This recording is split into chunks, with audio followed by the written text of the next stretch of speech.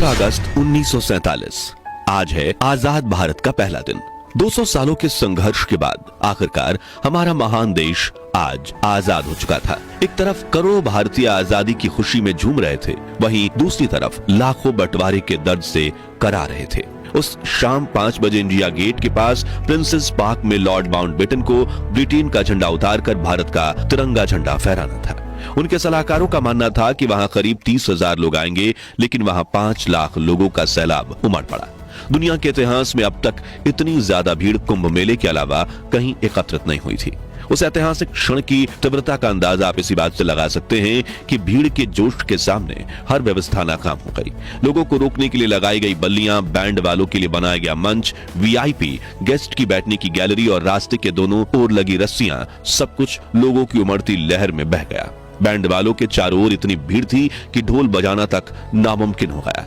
लोग इतने करीब करीब बैठे थे कि उनके बीच से हवा का गुजरना भी मुश्किल था। उस भीड़ में हजारों ऐसी महिलाएं थीं जो अपने दूध पीते बच्चों को सीने से लगाए खड़ी थीं, इस डर से कि कहीं भीड़ के दबाव में उनके बच्चे कुचले ना जाएं। और जब उन्हें भीड़ का धक्का लगता तो अपने बच्चों को हवा में उछाल देती और जैसे ही बच्चे नीचे गिरने लगे वो उन्हें फिर से पकड़ लेती और यह सिलसिला चलता रहता। एक समय तो ऐसा हुआ कि सैकड़ों बच्चे हवा में उछाले जा रहे थे, मानो आसमान से बच्चों की बारिश हो रही हो। तभी पंडित जवाहरलाल नेहरू वहां पहुंचे। उन्हें देख लोगों ने जय हिंद और भारत माता की जय के नारे लगाना शुरू कर दिया। उनके पीछे लॉर्ड माउंटबेटन की 17 साल की बेटी पामेला भी प्रिंसेस पार्क पहुंची। पंडित नेहरू ने पामेला की तरफ देखा और चिल्लाते हुए बोले, तुम लोगों के ऊपर से फांदती हुई मंच पर आ जाओ, वो बुरा नहीं मानेंगे। पामेला भी चिल्लाई, मैं ऐसा कैसे कर सकती हूँ, मैंने ऊंची एड़ी की सैंडल पहनी हुई है।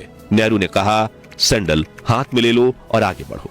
फिर पहले नेहरू लोगों के सिर पर पैर रखते हुए मंच पर पहुंचे और फिर उनकी देखा देखी पामेला भी अपने सैंडल उतारकर हाथों में लेकर इंसानों के सिरों की कालीन पर पैर रखते हुए मंच तक पहुंच गई, जहां सरदार पटेल की बेटी मणिबेन पटेल पहले से मौजूद थी। लेकिन पहली बार भारत का तिरंगा फहराने वाले लॉर्ड माउंटबेटन दूर दूर तक नहीं दिख रहे थे।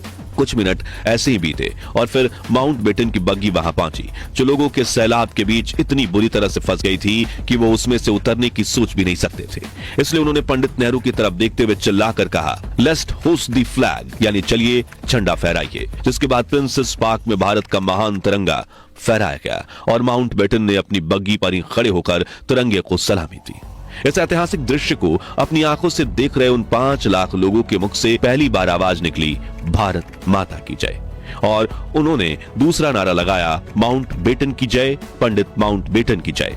भारत के पूरे इतिहास में इससे पहले किसी दूसरे अंग्रेज को यह सौभाग्य प्राप्त नहीं हुआ था कि वो लोगों को इतनी दिली भावना के साथ ये नारा लगाते हुए सुने। उस दिन वायसराय माउंटबेटन को वो चीज मिली जो चीज उनकी परनानी रानी विक्टोरिया को नसीब नहीं हुई थी और ना ही उनकी किसी और संतान को। और जब ये आवाज गूंजी तो माउंटबेटन के रोंगटे खड़े हो गए और आंखों में आंसू आ गए। उस ऐतिहासिक और मधुर क्षण में भारत के लोगों के दिलों में ऐसा उल्लास था कि पलासी की लड़ाई, 1857 के अत्याचार और जालियांवाला बाग की खूनी दास्तान जैसे दुखद अध्याय मानो कहीं खो गए।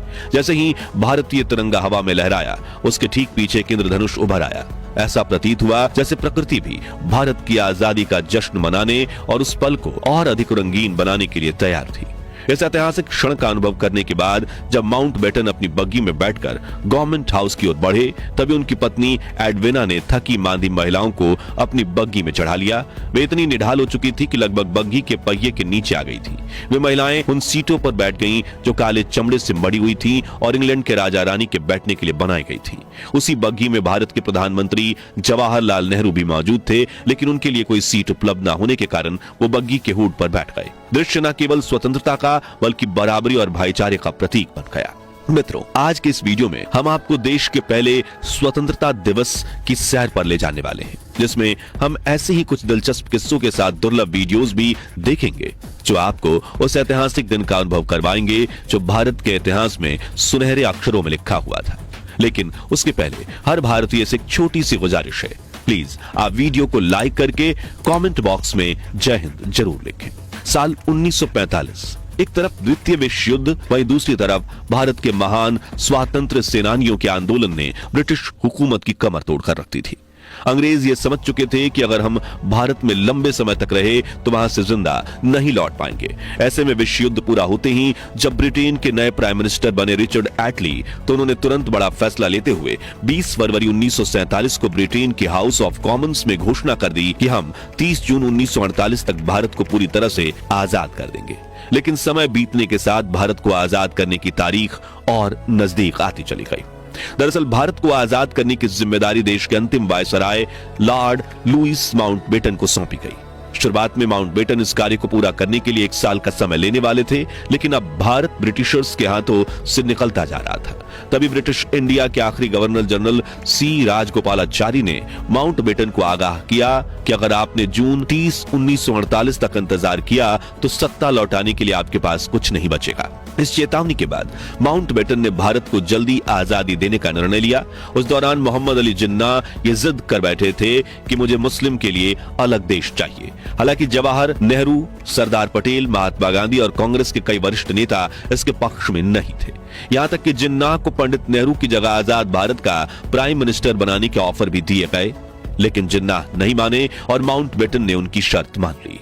2 जून आधी रात को एक बैठक हुई और माउंटबेटन ने खुद महात्मा गांधी से आग्रह किया कि वो इस बैठक का हिस्सा बने, लेकिन उन्हें डर था कि गांधी कोई ऐसी बात ना कह दें कि दोनों के बीच मनमुटाव हो जाए। जब गांधी जी वहां पहुंचे तो माउंटबेटन अपनी कुर्सी से उठे और तेजी से महात्मा गांधी का स्वागत करने के लिए आगे बढ़े, पर अचानक वो बीच में रुक गए। गांधी ने अपने होठों पर उंगली रखकर उन्हें रोक दिया। वायसराय समझ गए कि आज गांधी का मौन व्रत है। इसके बाद माउंटबेटन ने अपनी पूरी योजना समझाई। गांधी ने एक लिफाफा लिया और उसके पीछे कुछ लिखना शुरू किया। लिखते लिखते उन्होंने पूरे 5 लिफाफे भर दिए, जिसमें उन्होंने लिखा था कि मुझे अफसोस है कि मैं बोल नहीं सकता। सोमवार को मेरा मौन व्रत रहता है। मौन व्रत लेते समय मैंने केवल 2 स्थितियों में इससे भंग करने की गुंजाइश रखी है। एक, जब किसी उच्च अधिकारी से किसी जरूरी समस्या के बारे में बात करनी हो। दूसरी, जब किसी बीमार की देखभाल करनी हो। लेकिन मैं जानता हूं कि आप नहीं चाहते कि मैं आज अपना मौन भंग करूं। इसके बाद गांधी जी वहां से उठकर चले गए। अगले दिन यानी 3 जून 1947 को माउंटबेटन ने एक प्रेस कॉन्फ्रेंस बुलाई और घोषणा कर दी कि 15 अगस्त 1947 के दिन भारत को स्वतंत्रता दी जाएगी। इसके साथ ही भारत और पाकिस्तान के रूप में 2 अलग अलग देशों का निर्माण होगा, जिनके संविधान भी अलग अलग होंगे। यहाँ एक दिलचस्प बात यह है कि प्रेस कॉन्फ्रेंस से पहले माउंटबेटन ने आजादी की तारीख सोची नहीं थी, बल्कि जब पत्रकारों ने उनसे तारीख पूछी तब उन्होंने फट से इस तारीख को चुन लिया, क्योंकि वर्ल्ड वॉर 2 के दौरान इसी तारीख पर उनके नेतृत्व में जापान की सेना ने ब्रिटेन के सामने आत्मसमर्पण किया था। अचानक अपनी मर्जी से तय और घोषित की गई आजादी की तारीख पर लंदन से लेकर भारत में जैसे विस्फोट हो गया था। किसी ने नहीं सोचा था कि लॉर्ड माउंटबेटन भारत में ब्रिटेन के इतिहास पर इस तरह पर्दा गिरा देंगे। वहीं देशवासियों में यह खबर खुशी और उत्साह लेकर आई। जिस आजादी के लिए लाखों स्वतंत्रता सेनानियों ने अपने प्राणों की आहुति दी थी, अब वह दिन करीब था जब पूरा देश आजादी की खुली हवा में सांस लेने वाला था। मित्रों, क्या आपने कभी सोचा कि आजादी के लिए तो 15 अगस्त की तारीख चुनी गई, फिर स्वतंत्रता समारोह 14 और 15 अगस्त की आधी रात को ही क्यों शुरू किया गया? तो इसके पीछे भी एक खास कारण था। दरअसल भारत के वरिष्ठ ज्योतिषियों के अनुसार 15 अगस्त का दिन ग्रह नक्षत्र की स्थिति के हिसाब से शुभ नहीं था। उन्होंने सलाह दी कि इतने महत्वपूर्ण कार्य के लिए यह दिन उपयुक्त नहीं है और सौभाग्य से 14 अगस्त के दिन सितारों की स्थिति 15 अगस्त की तुलना में ज्यादा बेहतर थी। इसलिए निर्णय लिया गया कि 14 अगस्त 1947 की आधी रात को भारत को आजाद किया जाए, ताकि यह हर दृष्टि से सही साबित हो। वायसराय लॉर्ड माउंटबेटन ने इस प्रस्ताव को स्वीकार कर लिया। 14 अगस्त की रात 11 बजे दिल्ली के संसद भवन के सेंट्रल हॉल में स्वतंत्रता दिवस समारोह आयोजित किया गया। समारोह की शुरुआत सुचेता कृपलानी ने की, जो बाद में उत्तर प्रदेश की पहली महिला मुख्यमंत्री बनी। उन्होंने सबसे पहले अल्लामा इकबाल के गीत सारे जहां से अच्छा और फिर बंकिम चंद्र चट्टोपाध्याय का वंदे मातरम गाया, जो बाद में भारत का राष्ट्रीय गीत बना। ठीक 11:55 पर स्वतंत्रता भारत के पहले प्रधानमंत्री जवाहरलाल नेहरू ने अपना ऐतिहासिक भाषण ट्रिस्ट विद डेस्टिनी यानी नियति से मिलन दिया। भाषण की शुरुआत उन्होंने की, बहुत साल पहले हमने नियति से एक वादा किया था और अब वो समय आ गया है जब हम अपनी नियति की उस प्रतिज्ञा को काफी हद तक पूरा करेंगे।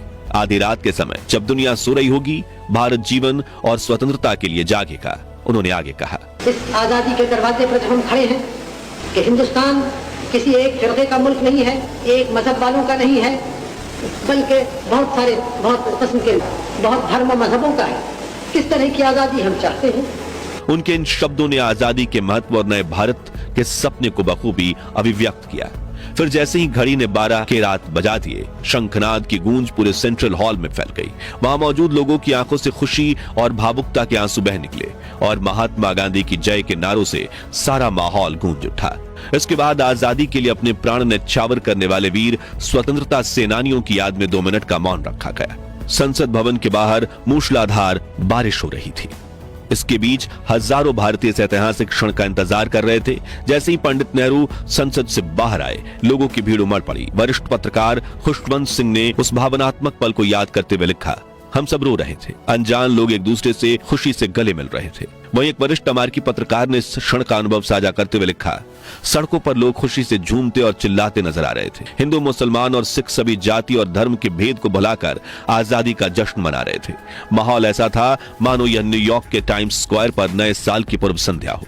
15 अगस्त की सुबह 8:30 बजे लॉर्ड माउंटबेटन ने जवाहरलाल नेहरू को स्वतंत्र भारत के प्रथम प्रधानमंत्री के रूप में शपथ दिलाई। आइए इस ऐतिहासिक क्षण की दुर्लभ वीडियो देखते हैं।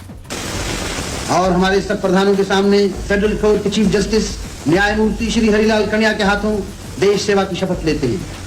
इसी तरह गवर्नर जनरल के हाथों अपनी नई हुकूमत के मुख्य प्रधान पंडित नेहरू और दूसरे प्रधान देश सेवा की शपथ ले रहे हैं। आजादी की यह जश्न सिर्फ दिल्ली में नहीं बल्कि पूरे देश में मनाया जा रहा था। हर तरफ भारत का तिरंगा लहरा रहा था। लोग सड़कों पर इकट्ठा होकर देशभक्ति के गीत गा रहे थे। हर तरफ भारत माता की जय, महात्मा गांधी की जय, जय हिंद और जय भारत के नारे गूंज रहे थे। और आजादी की खुली हवा में सांस लेते हुए सभी भारतीय उन क्रांतिकारियों को याद करते हुए आंखों में आंसू लिए जय हिंद के नारे लगा रहे थे, जिन्होंने देश को आजादी दिलवाने के लिए अपने प्राणों की आहुति दे दी थी। लेकिन दूसरी तरफ देश के कुछ हिस्सों में लोग बंटवारे का खौफनाक दर्द भी सह रहे थे। उनके लिए 14 अगस्त की रात खुशनुमा नहीं बल्कि दुख, दर्द और पीड़ा से भरी काली रात थी, जिस विषय में आप हमारी डिटेल वीडियो डिस्क्रिप्शन में दी हुई लिंक से देख सकते हैं। तो मित्रों, भारत को स्वतंत्र राष्ट्र बनाने के लिए जिन महान क्रांतिकारियों ने अपने सुखद जीवन और प्राणों को भी दांव पर लगा दिया, उनके सम्मान में कमेंट बॉक्स में जय हिंद जय भारत जरूर लिखें। ये वीडियो पसंद आई हो तो इसे लाइक और शेयर करें।